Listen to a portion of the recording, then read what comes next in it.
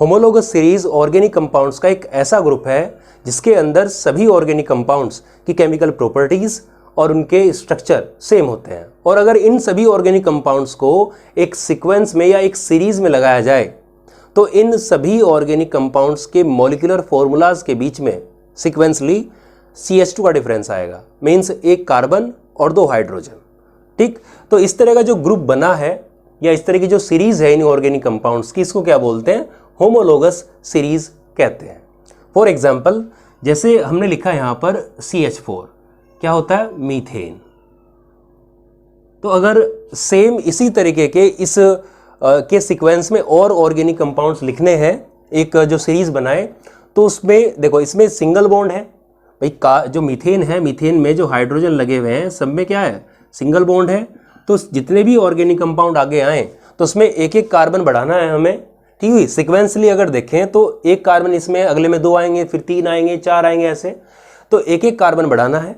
लेकिन सब में जितने भी स्ट्रक्चर हो जैसा ही बने उसका, उसमें सिंगल बॉन्ड ही होना चाहिए, तभी केमिकल प्रॉपर्टीज क्या होंगी? सेम होंगी। तो इस तरह की जो सीक्वेंस एक सीरीज बनेगी उसी को होमोलोगस सीरीज कहेंगे। तो जैसे मीथेन है तो अभी हमने क्या बोला कि CH2 का डिफरेंस आना चाहिए, एक कार्बन और 2 हाइड्रोजन, तो इसमें ऐड कर दीजिए, तो डिफरेंस मान लीजिए या उसको ऐड कर दीजिए, तो क्या आ जाएगा?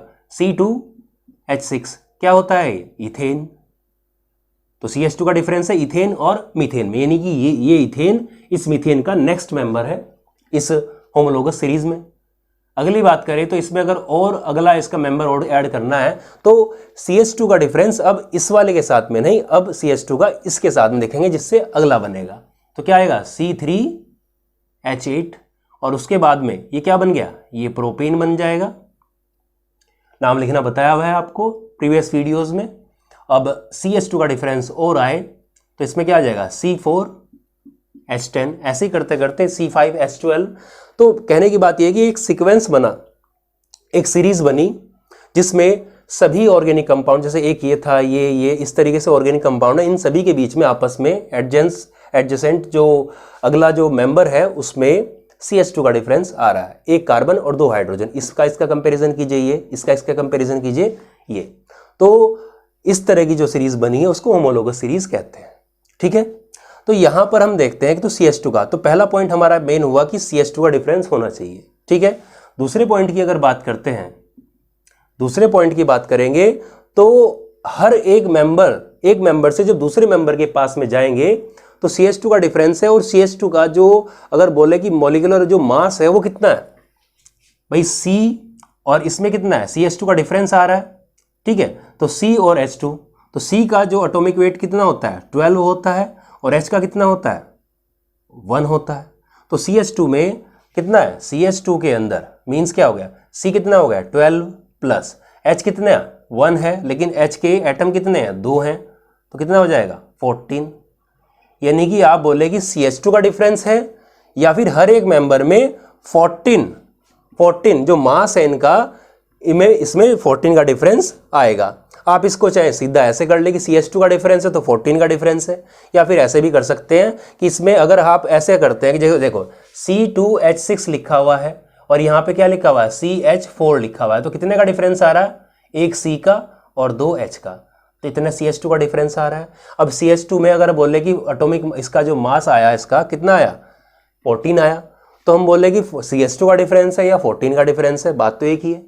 ठीक है, या फिर आप ऐसे कर सकते हैं कि आपने करा कि CH4 इसका पूरा अगर आपके मॉलिक्यूल का मास निकालना है तो कितना? C का कितना होता है? 12, अभी बताया C का 12 होता है, याद रखना C का एटॉमिक मास 12 है, और H का कितना होता है? 1 है, तो 1 आ गया, और H है कितने यहाँ पर? 4 हैं, तो कितना हो गया? 16। तो इसका कितना आ गया? इसका आ गया 16। ठीक, अब ऐसे ही हम बोलते हैं कि अगले वाले का निकाल दीजिए, C2H6 का निकाल दीजिए, तो कितना आएगा?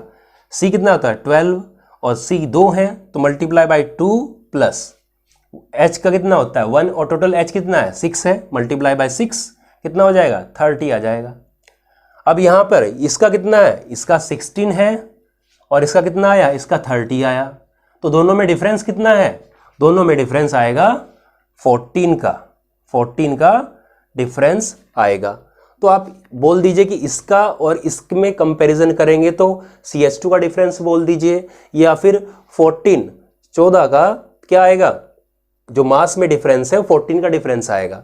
ठीक है, आप इसको चाहे इसका मॉलिक्यूलर मास निकाल के देख लीजिए, या फिर इनके निकालने के बाद में क्या कीजिए, दोनों को घटा दीजिए, तो इसमें क्या आ जाएगा, 14 का डिफरेंस आ जाएगा। ऐसे ही आप आगे आगे करेंगे इसमें, तो इसमें भी क्या आएगा, CH2 का डिफरेंस, तो मीन्स क्या, इसके और इसके बीच में क्या आएगा 14 का, यहाँ पे 30 है तो इसका कितना 44 आ जाएगा, तो इसमें फिर से 14 का डिफरेंस हो जाएगा।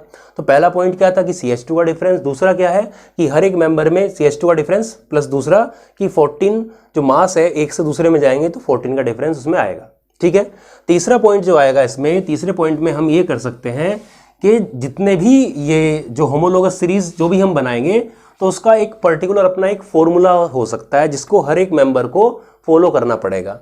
जैसे हम बोलते हैं कि अगर ये फॉर्मूला एक जैसे CH4 लिखा, इधर C2H6 लिखा, इधर C3H8 लिखा, तो एक ओवरऑल पूरे ग्रुप का भी एक कंबाइंड एक फॉर्मूला हो सकता है जिसको इन सभी मेंबर्स को फॉलो करना पड़ेगा, और फॉलो नहीं करेंगे तो मतलब वो उसका मेंबर शायद ना हो, तो मेंबर को फॉलो करना पड़ेगा। तो इसके अकॉर्डिंग हम बोलते हैं कि जो होमोलोगस सीरीज हैं वो आपको जैसे हमने पढ़ी थी कि 3 alkane alkene alkyne, carbon carbon के बीच में सिंगल बॉन्ड, कार्बन के बीच में कार्बन कार्बन के बीच में डबल बॉन्ड, इस तरीके से पढ़ी थी। तो जैसे कार्बन कार्बन के बीच में सिंगल बॉन्ड, या फिर मीथेन के लिए लिया था कि जैसे लिया था कि भाई कार्बन के अराउंड क्या है 4 सिंगल बॉन्ड है, या कार्बन कार्बन के बीच में सिंगल बॉन्ड है। एक क्या लिया था कि कार्बन कार्बन के बीच में डबल बॉन्ड था और कार्बन कार्बन के बीच में ट्रिपल बॉन्ड था। तो कार्बन कार्बन के सिंगल बॉन्ड के लिए क्या बोलते हैं, एल्केन।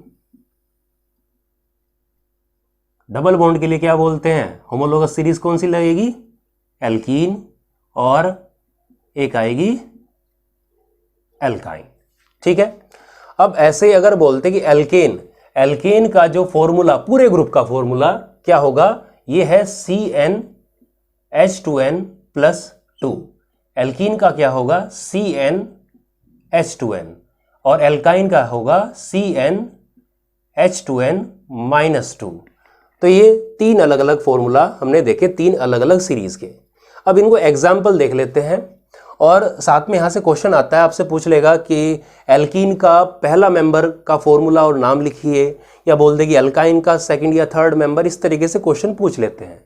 एल्कीन का थर्ड मेंबर का नाम और फॉर्मूला लिखिए, तो कैसे करना है, तो आप अलग अलग तो बनाओगे नहीं ऐसे करके, पहले में एक कार्बन करके स्ट्रक्चर बना रहे हो, सीधा इस फॉर्मूले में रख सकते हो। 2 हैं, एक तो या तो आप CH2 का डिफरेंस लेके पहला मेंबर लिखें, CH2 का डिफरेंस देके उसको आगे तक चले जाएं, या फिर सीधा इस फॉर्मूला में सीधा नंबर रख दें। अब जैसे अगर आपसे पूछता है कि एल्केन का पहला मेंबर कौन सा है, ठीक है, एल्केन का पहला मेंबर कौन सा है, तो फॉर्मूला क्या है CnH2n+2। ठीक है, तो यहां पर n क्या है, नंबर ऑफ कार्बन एटम, तो n की वैल्यू हम क्या रखेंगे, 1 रखेंगे। तो 1 रखा तो एल्केन, तो पहला क्या आ जाएगा C1, H क्या आ जाएगा H2 × 1+2, क्योंकि n की जगह क्या रखा हमने 1 रखा, तो क्या आ गया C1 तो 1 ही है, H2 × 1 क्या हो जाएगा 2 + 2 कितना 4। तो पहला मेंबर क्या आ गया, एल्केन का पहला मेंबर आया मीथेन। ऐसे ही अगर आपसे बोले कि इसका अगला मेंबर क्या आना, सेकंड मेंबर अगर पूछ ले तो क्या करेंगे, n की वैल्यू 2 रखेंगे, तो 2 रखेंगे तो क्या आ जाएगा, तो इसमें n की जगह रख दीजिए C2H रखिए, n की जगह 2 × 2 + 2 कितना आ जाएगा C2H6, क्या आ गया C2H6। इसको क्या बोलते हैं, इथेन। इथेन ऐसे ही आप करेंगे, तीसरा रख देंगे, तो तीसरा पता लगाना है तो n की वैल्यू 3 आ जाएगी। तो इन दोनों में अगर आप डिफरेंस देखते हो तो सेम क्या आता है, देखो सेम रखते हैं, तो इसमें कितना डिफरेंस, CH4 और C2H6 में कितना डिफरेंस आ रहा है, CH2 का डिफरेंस आ रहा है, या फिर बोल दें कि 14 जो मास है उसका डिफरेंस आ रहा है। तो सेम ऐसे करेंगे तो CH2 का डिफरेंस आएगा। अच्छा, इन सभी ये जो सीक्वेंस बनेगा CH4 C2H6 C3H8, ठीक है, इन सभी को ये क्या बना रहे हैं, एक होमोलोगस सीरीज बना रहे हैं। अब जैसे सिंगल बॉन्ड वाले हैं तो एल्केन बना रहे हैं, तो ये तो सीरीज बना रहे हैं, लेकिन एक सिंगल को क्या बोलेंगे, उस होमोलोगस सीरीज का होमोलोग कहेंगे, होमोलोग कहेंगे। ये होमोलोग है, ये होमोलॉग है, इससे अगला मेंबर आएगा वो होमोलॉग है, इन सभी होमोलॉग को मिलके क्या बनेगी, एक होमोलॉगस सीरीज बन जाएगी। यहाँ पर सिंगल बॉन्ड वाले हैं तो कौन सी सीरीज बन रही है, एल्केन सीरीज बन रही है, ठीक है। और सेम अगर इसी तरीके से हम सेकंड मेंबर का देखें, सेकंड कौन सी है अपनी, एल्कीन का अगर देखते हैं तो एल्कीन में क्या होगा, तो एल्कीन के अंदर अब आपसे पूछता है कोई कि इसका फर्स्ट मेंबर का फॉर्मूला और नाम लिखिए, इसका क्या होगा, तो आप गलती क्या करते हैं कि n की वैल्यू फॉर्मूला लिखते हैं और n की वैल्यू क्या रख देते हैं, n की वैल्यू 1 रख देते हैं। n की वैल्यू 1 नहीं रखनी है, क्योंकि n की वैल्यू 2 रखनी पड़ेगी पहले।